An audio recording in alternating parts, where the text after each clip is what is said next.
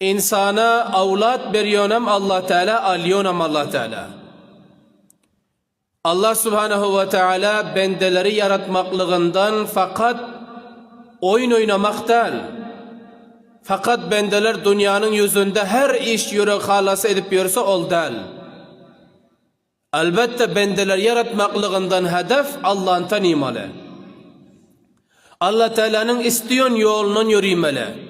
Allah'ın bedigelen yolunu reddetmeli, onu koy vermeli.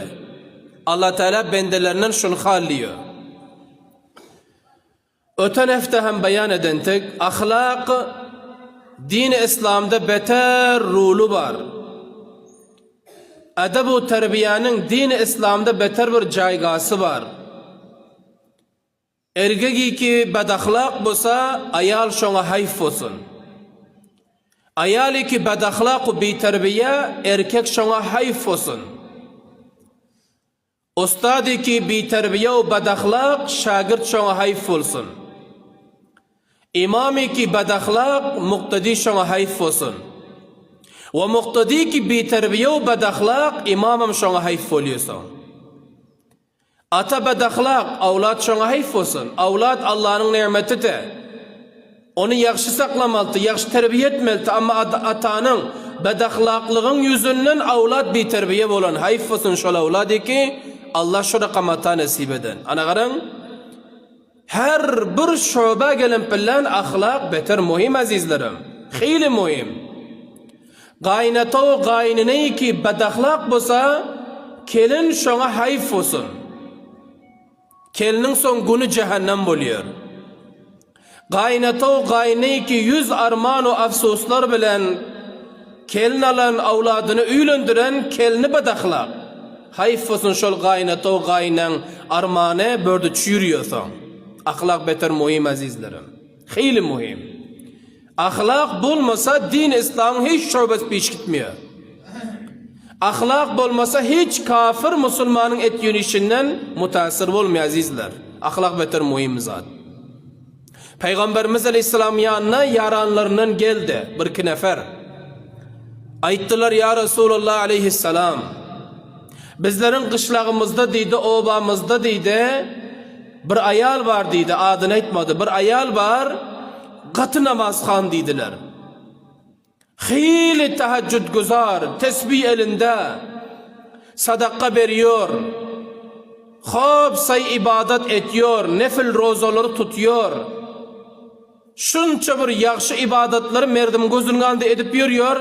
Lekin şul ayalın bir sıfatı var deydi. Peygamberimiz Aleyhisselam etti, o ne sıfat? Yankı yaranlarının biri etti ki, şunun bir sıfatı var, bedahlak deydi. Bedahlak deydi, üyde ve onuşmuyor. Hemsayeler bile onuşmuyor. Hemsayeler şul ayalın elinden dağıt diyor. Maydacık oğlanlar şul ayalın elinden dağıt diyor. Hatta üyünün içindekiler şul ayalın bedahlaklığından dağıt figan ediyor. Ana şu sıfatı var. Lekin namaz khan, roza tutuyorsun, sadaka veriyorsun, elinden tesbih düşen yok ya Resulullah. Bu ne rakam olur ki dediler de. Qaran.